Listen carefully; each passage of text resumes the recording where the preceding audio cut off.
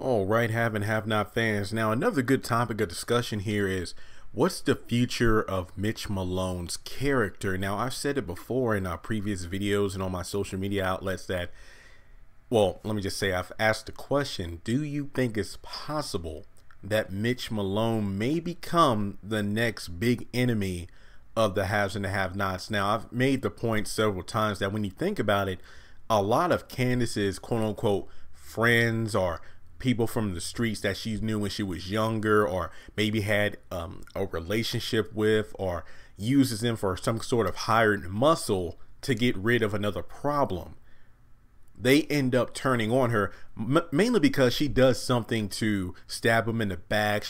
Basically she pulls a Candace on the very people who helped her when she was getting her start, and for good reason. Those people turn on her and, well, try to kill her in most situations. Now, what I'm thinking about here is that, remember that, and again, we really need to go back to season 2, when Maggie Day came up with the plan of Catherine and Veronica, well, mostly Veronica, getting Quincy out of jail to come handle the Candace situation. Because remember, this was at a time where, you know, they had the campaign office, and Jim and David's run for the governor's mansion was up in the air. It's like, you know, everything was looking good, but Candace kept coming to like the campaign parties and, you know, messing stuff up. And that's when Maggie's like, look, sometimes when you need to get rid of a dog, you need to get a bigger dog to take care of the smaller one. Now, that's why she said, let's get Quincy out of jail to handle the Candace situation. Now, that was all well and good in terms of, you know, trying to get Candace on the run. However, this created an even bigger dog, because remember that Quincy not only went after Candace, but, you know, he tried to rape Veronica twice, and then beat up Jim, and got together with Amanda, and basically was causing even more problems than Candace to an extent. And then the only way that Candace could handle getting rid of Quincy was to hire Warlock. Now, keep in mind that when Candace originally went to Warlock, it was to help her out with the Crier situation, in terms of, hey, you know what, he took everything from me, I need like $5,000 to get myself back on my feet. Then after that, yo, help me blackmail him by, you know, kidnapping him, I'll get the money from him, and then I'll pay you.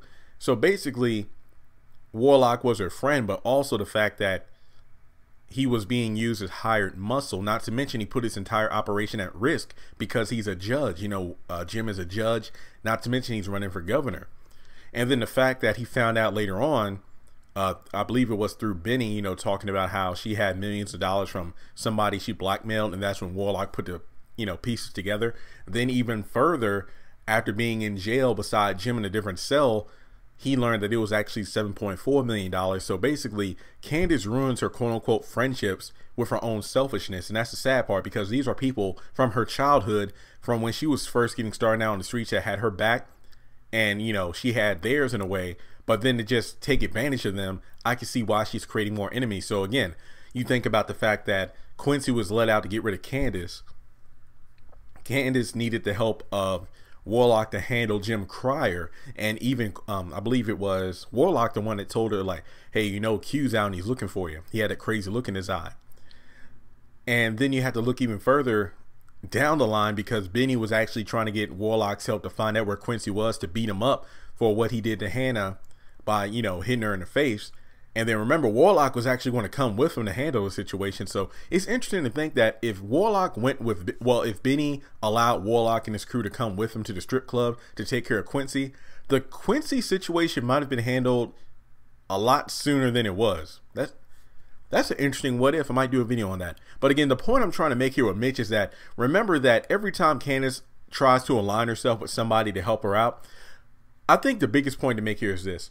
Whenever Candace gets somebody to do something that they're not fully comfortable with, it comes back to bite her. When it comes to Warlock, remember, he originally did not want to mess around with Jim Crier, because it's like, look, he a judge, he might come down here, get our entire operation screwed up. And then I think Candace was like, oh, don't tell me you're scared, War. Like, I ain't scared. And then that's when she ended up getting help from Candace. Or excuse me, that's when he ended up helping Candace with her situation. So basically, it's like she awoke the beast in Warlock, basically brought the war out of Warwick. Then you look at Mitch. Remember, he said, hey, I don't want any part of the Malone family. Like, you know, they're my family, but I don't want any part of that mob or gangster lifestyle. I want to make an honest living, working at a tow company with my best buddy, Benny. And I remember, like, after the place was about to be foreclosed on by the bank, Benny was like, hey, well, you're a Malone. Why don't you get the money from your family? No, no, no, no, no. Benny, don't do that. That's blood money. If you do that and you don't pay him back, that's you and your whole family are dead. Like, don't even mess around with that. So you even think about the fact that I believe Mitch called Mama Rose when David was messing around with the phones. He had Oscar messing with the phone. So Benny's towing got no phone calls whatsoever. It's like every other tow company in town was getting the phone calls but them. And now what I'm thinking is, you think about the fact that Mitch got caught up in the Warlock shootout, you know, when Quincy Jr. got shot and he almost got shot. And Mama Rose found out about it. And that's when Mitch, you know, I guess you could say, helped Candace out with getting the setup at the Malone restaurant to finally get rid of Warlock. So after that, I believe it was one of his family members is like, oh, so you finally coming into the family business, I see. And he's like, yeah, something like that. So my biggest fear is that Mitch is going to become one of the big bats, because in the next season for the trailer, we saw that he's at like a different location talking with somebody. Benny comes up, he's looking a little nervous because there's a lot of money on the table being handed out here. So it looks like Mitch is finally into the family business, and he's like, yo man, you my dog, Benny, I'm taking you with me in terms of, you know, we're gonna get that tow company back. I can see Benny being hesitant. Look at everything that's happened with Candace in terms of, hey, getting a new house, getting the tow company.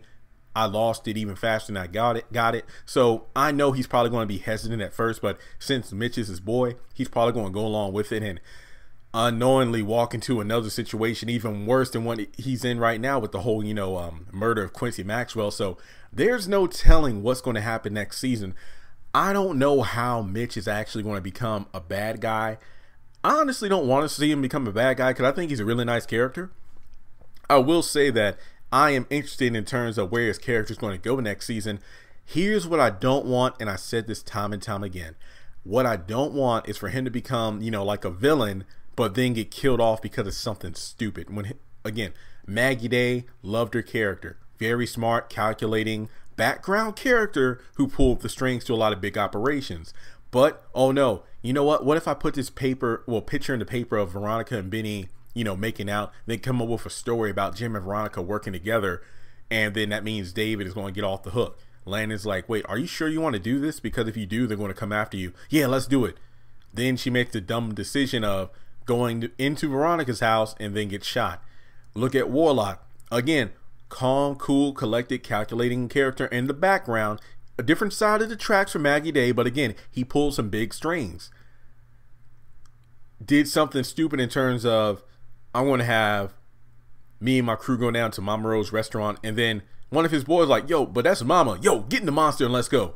All of them ended up getting shot down without Warlock. If I'm not mistaken, Warlock was the first one killed, and he didn't even have time to get his gun out. He was just killed like that. And then all of his lieutenants, if you will, got killed off easily because they did something stupid that's totally out of their character. So again, if Mitch goes rogue, I don't want to see him get killed off for making a stupid mistake like that. So again, I'm really excited to see what Mitch is going to do in terms of, remember, Mama Rose owes Candace a favor. So I'm wondering how that will go down. And not to mention Mitch, you know, will they get the tow company back? Most likely, given the fact that he's in the family business now. And it's like, hey, here's the money. But my question is, if he's really in the family business, will he run the straight and narrow? I mean, remember that originally when when Benny and Mitch started working together, like, yo man, let's get this tow company and wish we had the money for it. Yo, what if we get Warlock to come in with it? Yo, war? Nah man, you know he ain't running straight.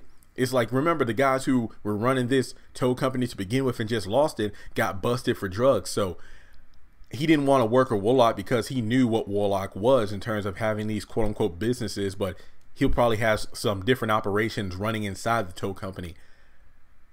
Do you think it's possible that Mitch might become a quote unquote Warlock in terms of, hey, this tow company is a front, but we're going to be running some things through the back door, if you know what I mean? So there's no telling, because again, just the way that Mitch smirked in the trailer, again, good-hearted guy, Benny is his friend, but he's probably going to show more Malone than he's ever shown in the past. So there's no telling how things are going to go down.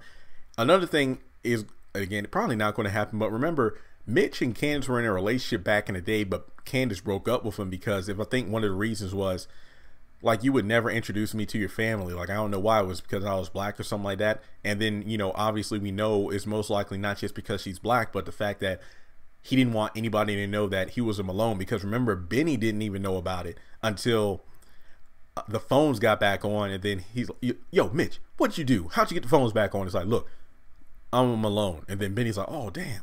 So what I'm thinking is Mitch is probably going to have an interesting character arc in the next season. Will he be the next Warlock, the next Quincy? Who knows? We'll have to see, but I'm excited. Brett's a great guy. Brett, I tweet him sometimes on Twitter. Really good if you want to tweet him back too. I love the fact that some of these stars really do take the time to answer back their tweets, because again, in a few weeks, we're going to get the show back, and I'm excited to see what's going to happen next. So as always, hit that subscribe button. Check out these videos if you haven't done so already. Great have and have not related content, and I'll talk to you later.